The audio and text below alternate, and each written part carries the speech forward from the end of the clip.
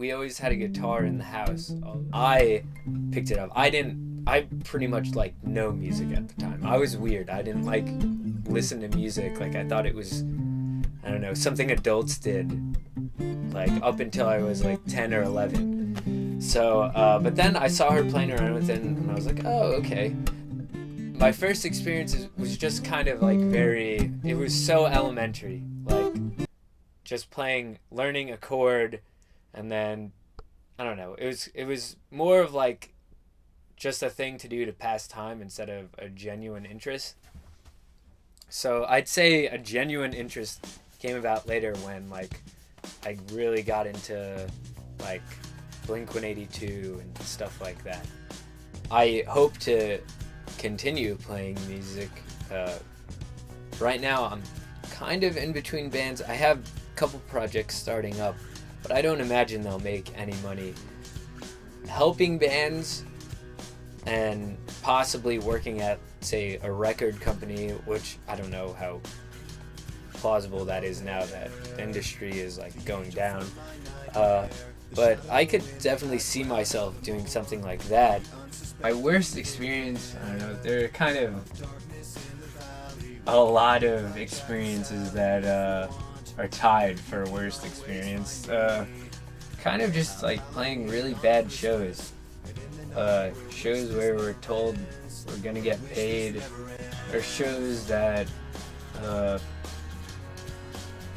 are supposed to be good. We're playing with good bands that a lot of people should show up to, and a lot of people don't end up showing up, or something bad happens, amp breaks, anything like that.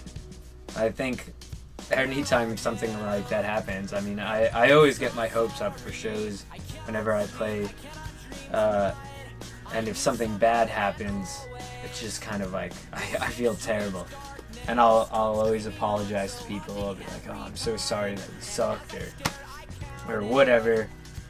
And people assure me, no, you didn't. You guys were awesome, or anything, or, you know, like anything that's reassuring. But there's a point where we played, like, my old band played like 4 or 5 shows like that, where I was just like, oh my gosh, I'm sorry to everyone. And everyone's like, what are you talking about? But I in my head, when they would say stuff like that, I would be like, they're just being nice. They're just trying to reassure me that, you know, whatever, like make me not feel so bad about how shitty I just played. The reason why I'm not in a band anymore, or a very active band anymore, is because my last band that was pretty serious. We went on tour. We did a lot of stuff. The drummer, his brother got sick, and we kind of had to cancel a lot of shows because of that.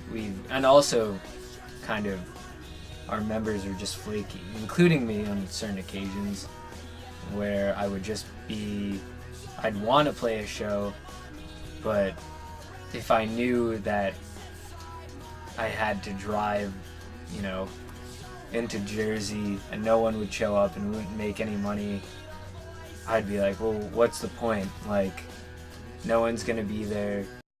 In the band that I was in, I don't know why, but after playing in, like, you know, Brooklyn or Jersey or New Paltz or anywhere upstate or Queens or Manhattan or anything, if I'd play a show in a somewhat unusual place, not Long Island, because people know me in Long Island, I'd always get befriended by a creepy girl that I didn't necessarily see at the show, but who would message me the day after saying, oh, hey, I really like the way you performed, or blah, blah, blah, you're adorable, or something, and then I'll be like, oh, okay. Right. I guess not to expect a high-paying career out of playing music.